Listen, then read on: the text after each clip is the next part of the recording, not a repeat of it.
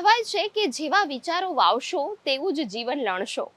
નકારાત્મકતાના ઘોંઘાટમાં જ્યાં સારી વાતો ક્યાંક ખોવાઈ જાય છે, ત્યારે અમે દર સપ્તાહે આપના માટે લઈને આવીએ છીએ સકારાત્મકતાનો મધુર સૂર. નમસ્કાર, હું નિકેતા શુક્લા આપનું સ્વાગત કરું છું અને શરૂ કરીએ સકારાત્મક ખબરોની આજની કડી ગુડ ન્યૂઝ ગુજરાત.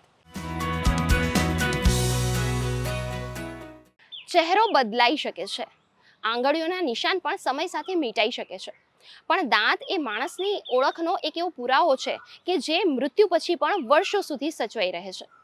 અને હવે ભારતે દાંતને માણસની ઓળખના એક વૈજ્ઞાનિક મજબૂત પુરાવા તરીકે પ્રસ્થાપિત કરવાની દિશામાં ઐતિહાસિક સિદ્ધિ હાંસલ કરી છે, જે છે ફોરેન્સિક ડેન્ટલ ડેટાબેઝ. શું છે આ ડેટાબેઝ અને કેવી રીતે ઉપયોગી બનશે આ ફોરેન્સિકમાં, જાણીશું આ ખાસ સ્ટોરીમાં.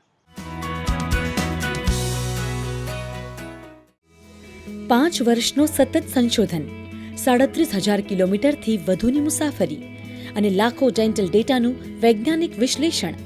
આ મહેનત પછી તૈયાર થયો છે ભારતનો પ્રથમ ડેન્ટલ આઇડેન્ટિટી મેપ. અમદાવાદની ગવર્મેન્ટ ડેન્ટલ કોલેજ સાથે જોડાયેલા ફોરેન્સિક ડેન્ટલ સંશોધક ડોક્ટર જયશંકર પિલ્લઈએ તૈયાર કર્યો છે આ ડેટાબેઝ.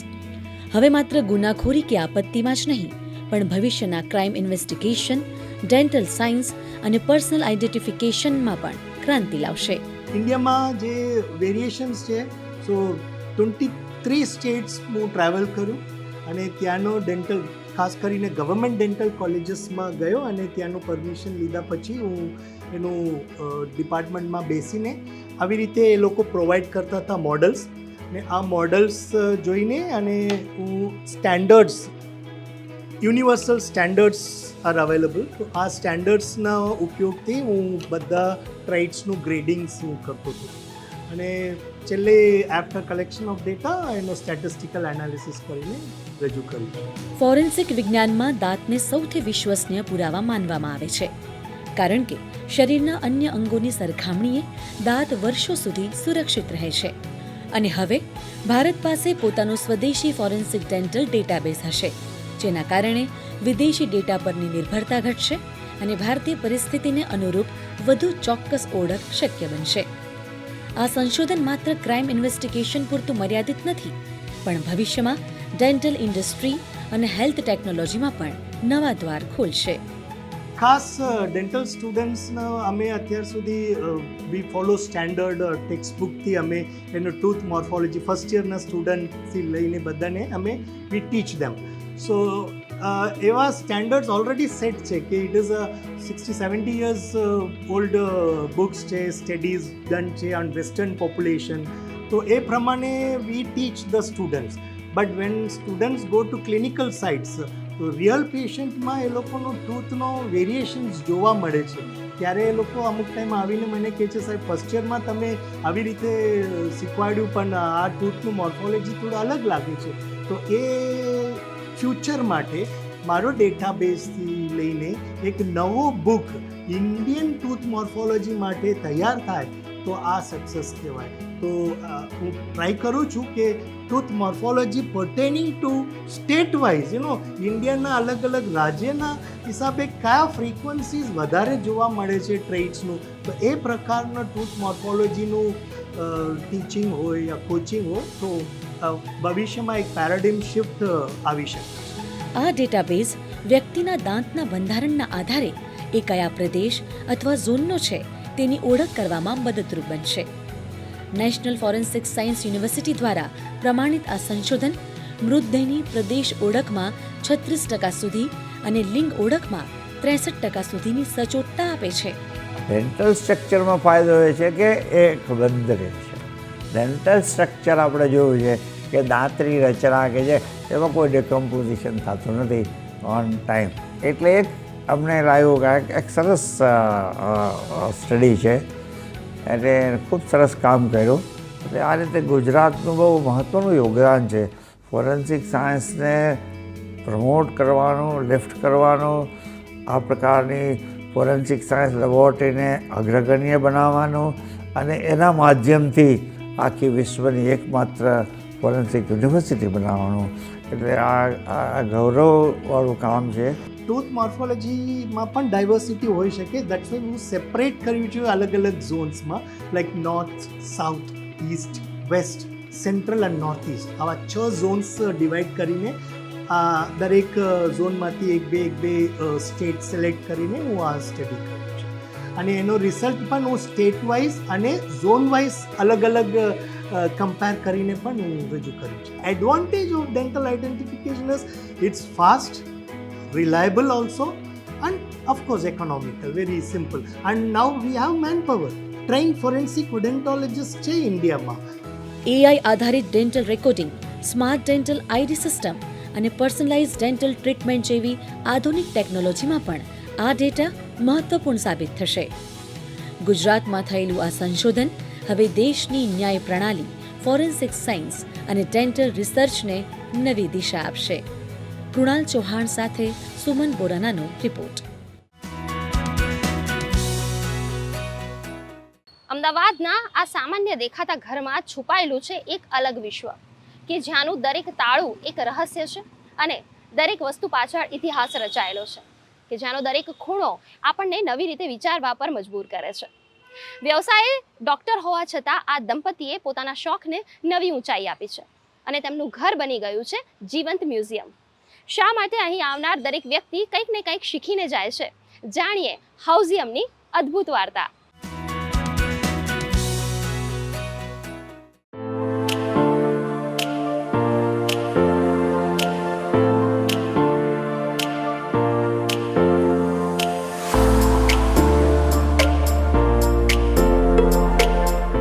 અમદાવાદમાં આવેલું હાઉઝિયમ માત્ર એક ઘર નથી, એ વિચાર, સંસ્કૃતિ અને યાદોની જીવંત દુનિયા છે. વ્યવસાયે ડૉક્ટર હોવા છતાં ડૉક્ટર હિરેન અને પત્ની ડૉક્ટર નમિતાએ પોતાના જીવનને એક અનોખા શોખ સાથે જોડ્યું છે. દુનિયાભરની ઐતિહાસિક અને કલાત્મક વસ્તુઓને સાચવવાનો શોખ. અહીં આવનાર દરેક વ્યક્તિને એવું લાગે કે તેઓ કોઈ મ્યુઝિયમમાં નહીં, પરંતુ સમયની સફરમાં પ્રવેશી ગયા છે. અને આ સફરને વધુ સુંદર બનાવે છે ડૉક્ટર નમિતાનો ઉષ્માભર્યો આવકાર, જે દરેક મહેમાનને પરિવાર જેવો અનુભવ કરાવે છે. અમારા ઘરમાં તમે એન્ટર થાવ ને તો ભલે પધાર્યા, ગુજરાતીમાં બોર્ડ છે, ભલે પધાર્યા એટલે અમે બધાને આવકારીએ છીએ. મને આવે તો પછી કોઈ પણ મારું ઘર જોવે, આવે અને એને અનુભવ કરે તો હાઉસ મ્યુઝિયમ છે, એનો અર્થ એમ કે હું અંદર રહી છું. તો હું એવું ઈચ્છું કે આવે તો એક સારો અનુભવ લઈને જાય. હાઉઝિયમની સૌથી અનોખી ઓળખ છે દુર્લભ અને ઐતિહાસિક તાળાઓનો અદ્ભુત સંગ્રહ.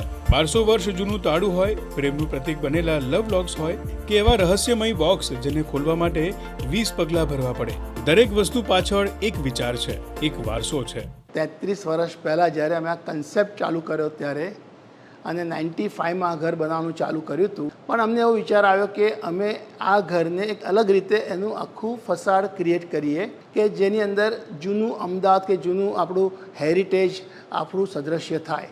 એટલે 1920નું બ્રિટિશ કોલોનિયલ હાઉસ હતું, એનું અમે આગળનું ફ્રન્ટ એલિવેશન લીધું. 10,000 જેટલી વસ્તુઓ અહીંયા પ્રદર્શિત થયેલી છે. ઓલમોસ્ટ 30થી વધારે થેમેટિક આવી રીતે કલેક્શન્સ છે જે અલગ અલગ જગ્યાએ વિભાજિત છે. લોક્સ, જે મારું નાનપણનું બહુ જ ક્રેઝ હતું પઝલ્સનું, એવું મને ખ્યાલ આવ્યો કે આ બધા જૂના જે તાળા આપણા બાપ દાદા વાપરતા હતા એમાં ઘણી વખત ઘણી સિસ્ટમ્સ કે ઘણી બધી કરામતો છુપાયેલી હતી. તો મેં લોક્સનું કલેક્શન ચાલુ કર્યું હતું ને પછી મને મારા વાઈફને નમિતાને વિચાર આવ્યો અમને કે આપણે કેમ એક કોઈ કેરેક્ટર કે કોઈ થીમ સાથે ઘરનું ડિસ્પ્લે ના કરીએ, અને એમાંથી ઉદ્ભવ્યું અમારું લોક્સ, ક્લોક્સ અને પીકોક્સનું આ ટ્રાયડ. એટલે સમયનું એક પ્રતીક તરીકે અમે ઘડિયાળનું કલેક્શન કર્યું અને અત્યારના ઘરમાં 100 જેટલી ઘડિયાળો અલગ અલગ લેવલ્સ તમને જોવા મળશે. હાઉઝિયમ એક આજે નેશનલ અને ઇવન ઇન્ટરનેશનલ લેવલ પર ગયું છે, એટલે અમારા માટે તો આ બહુ જ મહત્ત્વનું છે. 25 કલેક્શન્સ તો છે, પણ મોટામાં મોટું અમારે લોક મ્યુઝિયમ છે જે second biggest in the world અત્યારના છે. અને બીજો પઝલ સ્ટુડિયો છે, one of its kind puzzle studio છે અમારા ઘરે. એટલે આઈ ફીલ વેરી પ્રાઉડ કે હું ને મારા હસબન્ડ આ વસ્તુ કરી રહ્યા છીએ. દરેક ઓબ્જેક્ટ એક પ્લેસ, એક ક્રાફ્ટ, એક પ્રકારનો હેરિટેજ, એક ટ્રાવેલ સ્ટોરી અને એનું પોતાનું એક હિસ્ટોરિકલ ઇમ્પોર્ટન્સ, બધું કેપ્ચર કરે છે. અને હજારો ઓબ્જેક્ટથી હાઉઝિયમ બનેલું છે. એ સંગ્રહ પાછળ કંઈક બહુ જ અલૌકિક એવું એમનું પર્સ્પેક્ટિવ છે, દૃષ્ટિકોણ છે. બે જણા અમને જે હાઉઝિયમની ટૂર કરાવે છે એમાં દર વખતે એવું લાગે છે કે આપણે કંઈક નવું જ શીખવા મળ્યું છે, જાણવા મળ્યું છે. मेरे वाइफ ने पहले बताया था कि लॉक्स क्लॉक्स एंड पिकॉक का था, दैट वाज इनिशियल, लेकिन ओवर द ईयर्स हमने जो देखा इतना बढ़िया उन्होंने ऐड करते गए, so it is not limited to only those 3 things. तो हमको हर एक सब्जेक्ट ऑब्जेक्ट की मतलब एक एक स्टोरी है उसके पीछे, इतनी बड़ी है कि आप मानोगे नहीं. मतलब समझो एक लॉक लिया तो कैसे मिला, क्यों मिला, उसमें क्या क्या खूबियाँ है, सो बहुत ही बढ़िया है. આ પતિ પત્નીની ટાઈમ મેનેજમેન્ટ સ્કિલ, સમર્પણ અને એકબીજાની સાથે ચાલવાની સમજ જ આજે હાઉસિયમને માત્ર ઘર નહીં પરંતુ જીવનભરની મહેનત અને પ્રેમનું જીવંત પ્રતિબિંબ બનાવે છે.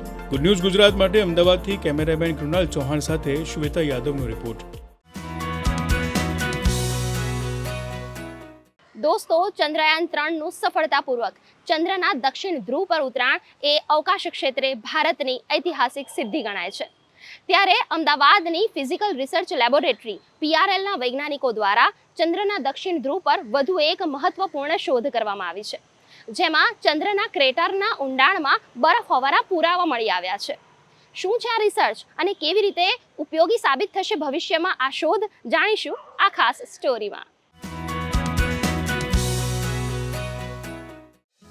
ચંદ્રયાન 3ની સફળતા પછી ચંદ્ર પર વધુ મિશન મોકલી સુરક્ષિત લેન્ડિંગ, રોવરનું સંચાલન કરી ચંદ્રની ઉત્પત્તિ, ખનિજ દ્રવ્યો, ત્યાં પાણી કે બરફની હાજરી અંગે વૈજ્ઞાનિક સંશોધન કરવું તે અવકાશ ક્ષેત્રે ભારતના નિર્ધારિત લક્ષ્યાંકોમાંનું એક લક્ષ્ય છે.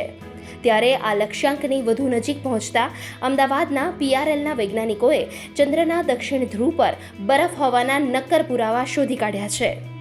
PRL का इसमें बहुत बड़ा योगदान रहा है, क्योंकि हमने जो इंस्ट्रूमेंट था चंद्रयान 2 पे, इसका नाम था DSR, dual frequency synthetic aperture radar, जो कि 2 बैंड L और S बैंड पर काम करता है, उसको फुल वॉल्यूमेट्रिक मोड में यूज़ करके आइस का पता लगाया है.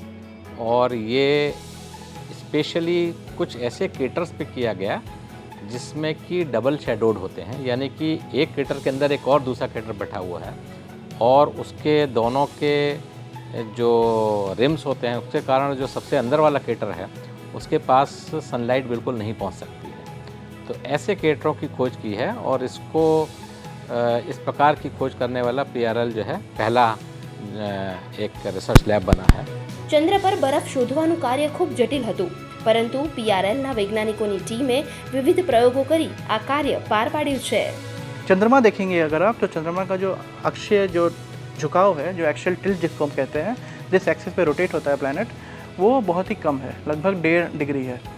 तो इसके कारण क्या होता है कि जो ध्रुवीय क्षेत्र है, नॉर्थ पोल और साउथ पोल, वहाँ पर जो सूर्य से जो किरणें आती हैं वो बहुत ही शैलो एंगल पे आती हैं, वो हॉरिजन से निकल जाती हैं. तो समझिए कि अगर ये मून है तो वो ऊपर से निकल जाएंगी. अब अगर आप सोचिए कि इस टॉप पे अगर कोई क्रेटर बना हुआ है, क्रेटर क्या होते हैं कि जब उल्का आकर के किसी भी ग्रह के सतह से टकराती है तो वो एक डिप्रेशन बनाती है और जिससे कि वहाँ पे एक क्रेटर बन जाता है, जिसको कि हम साइंटिफिक टर्म में क्रेटर कहते हैं. तो अगर कोई क्रेटर वहाँ पे है उस ध्रुवीय क्षेत्र पे, तो वहाँ पर कभी रोशनी नहीं पहुँचती है.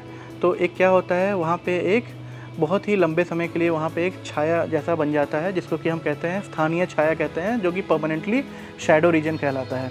अब जो ये परमानेंटली शैडो रीजन है, इसका तापमान लगभग 100 केल्विन है, 100 से 110 केल्विन. तो 100 से 110 केल्विन मतलब हुआ -170 डिग्री सेल्सियस.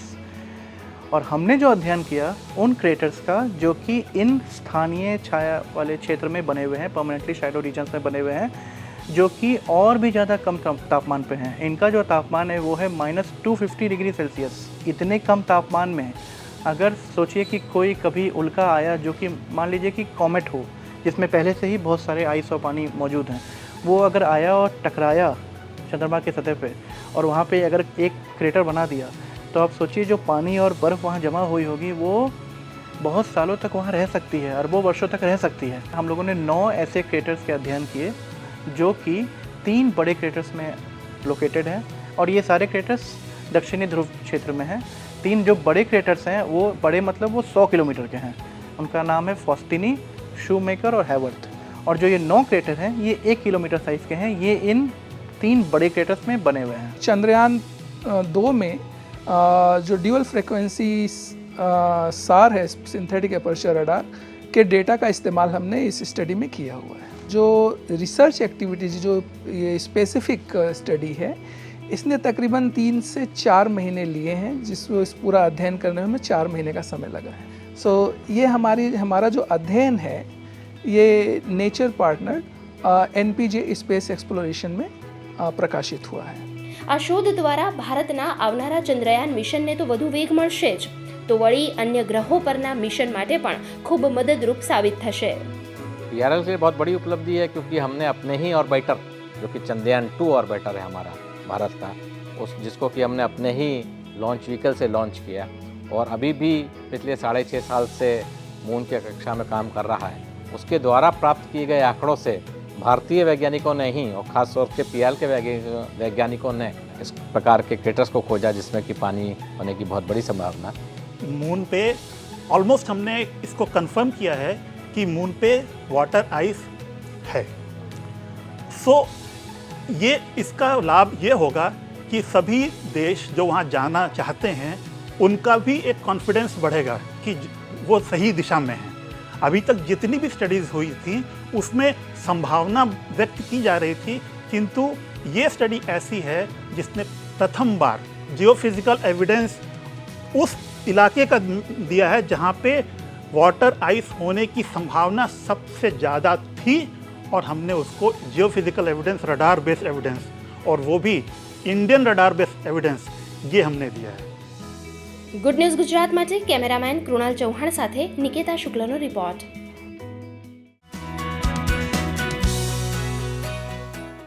મિત્રો, આજના સમયમાં શરીરમાં જો કોઈ પણ તકલીફ થાય તો સારવાર પહેલા ખર્ચ યાદ આવે, ખરું ને?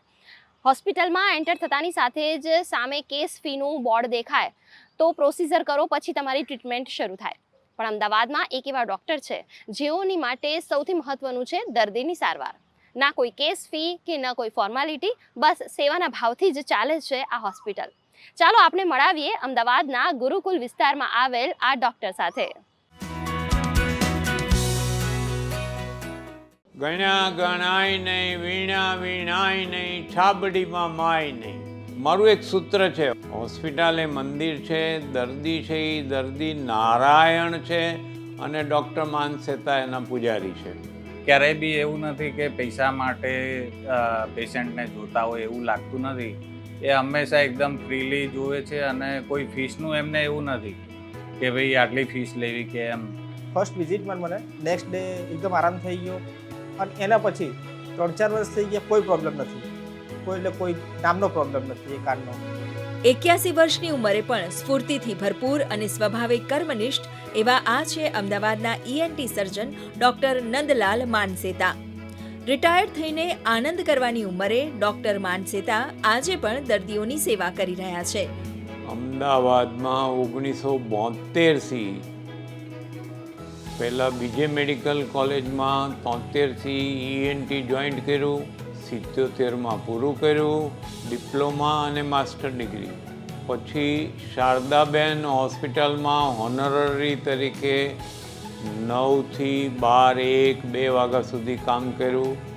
સરકારે મને 300 રૂપિયામાં આખા વર્ષની ફીમાં MBBS જામનગરથી કરવા મળ્યું। એટલે મને એમ થયું કે હવે મારો દીકરો લંડન છે, વેલ સેટ છે, મારી દીકરી અમેરિકા છે, વેલ સેટ છે, મારી ધર્મપત્ની પ્રોફેસર ગાયનેક રિટાયર્ડ છે, તો હવે આપણે શું પાછું સમાજને આપીએ, જે સમાજના પૈસાથી અમે ભણ્યા છીએ।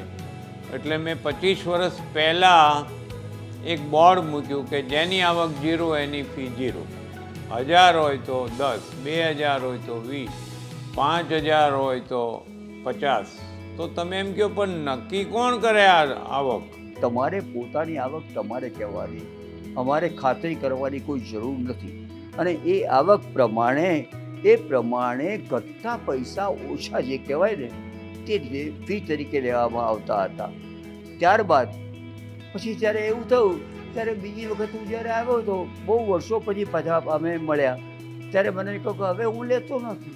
એટલે આ દેવદૂત જ કહેવાય કે જે એમણે પોતે એમ કે ફી લેતા એમને કહ્યું ના હવે નથી લેવી મારે। આનાથી વધારે તમે બીજા કયા ડૉક્ટર શોધવા જશો? મારા 3 ક્લિનિક છે.